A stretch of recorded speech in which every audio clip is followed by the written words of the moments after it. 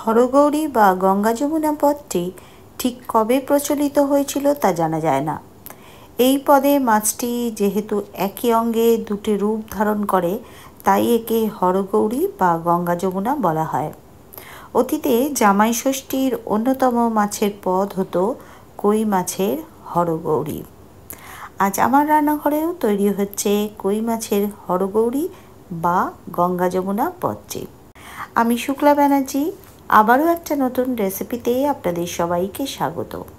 এই পদের বৈশিষ্ট্য হলো মাছের এক পাশটা হবে ঝাল স্বাদের আর অপর পাশটা হবে টক মিষ্টি স্বাদের। টক যে অংশটা থাকবে তার জন্য তেঁতুল ভিজিয়ে রেখে দিলাম। সর্ষে, কাঁচা লঙ্কা, নুন একসঙ্গে বেটে রাখলাম। আমি এখানে 2 টেবিল চামচ সর্ষে নিয়েছি, 1 ছোট চামচ নুন নিয়েছি আর 3টে কাঁচা লঙ্কা নিয়েছি। কই মাছ খুব ভালো করে পরিষ্কার করে চিড়ে নেবেন। অবশ্যই চিড়ে নেবেন, তাহলে মাছ ভাজার সময় বেঁকেও যাবে না বা তেলও ছেটাবে না। এবারে নুন, হলুদ আর সর্ষের তেল মাখিয়ে মাছগুলোকে ভেজে নেব। কই মাছ কিন্তু বাজার থেকে এনে খুব ভালো করে পরিষ্কার করবেন, আর এই পদটির জন্য দেশি কই ব্যবহার করা ভালো। প্রথমেই আমি টক ঝোলটার জন্য সর্ষের তেলে কালো জিরে আর শুকনো লঙ্কা একটু ভেজে নেব।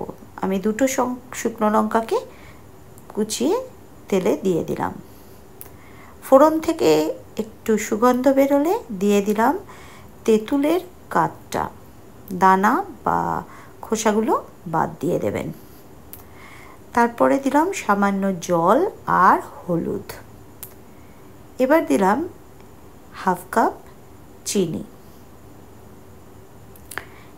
এই অংশটা হবে টক আর মিষ্টি। এই হরগৌরী পদটাতে মাছের এক পিঠে থাকবে ঝাল অংশ, আর এক পিঠে থাকবে এই টক আর মিষ্টি অংশ। এবার আমি ঝাল অংশের দিকে যাব। তার আগে মাছগুলোকে ভেজে নেব। কই মাছ খুব কড়া করে ভাজতে যাবেন না, তাহলে শক্ত হয়ে যাবে। মাছ এপিট ওপিট করে হালকা আঁচে ভেজে নিতে হবে। এবার বাকি যে তেলটা থাকবে তাতে দিয়ে দিলাম কালো জিরে ফোড়ন আর বেটে রাখা সর্ষেটা। দিলাম সর্ষের কিছুটা জল, তবে সর্ষের খোসার অংশগুলো বাদ দিয়ে দিলাম। 1/2 চা চামচ দিলাম হলুদ আর 1/2 চা চামচ দিলাম কাশ্মীরি লঙ্কার গুঁড়ো। কাশ্মীরি লঙ্কার জন্য রঙটা খুব ভালো আসবে।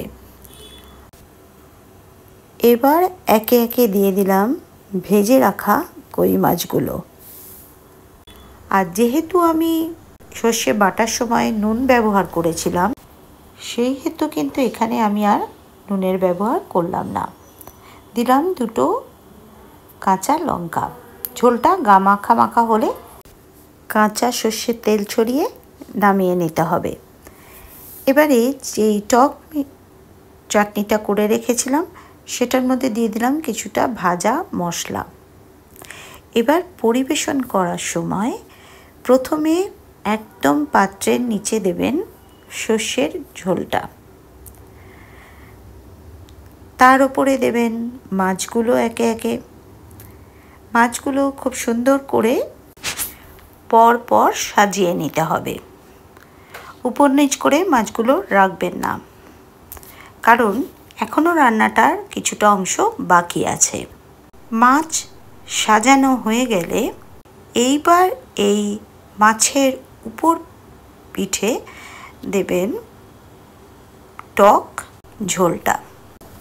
এইবার আপনার মাছের এই হরগৌরীর পদটা সম্পূর্ণ হলো।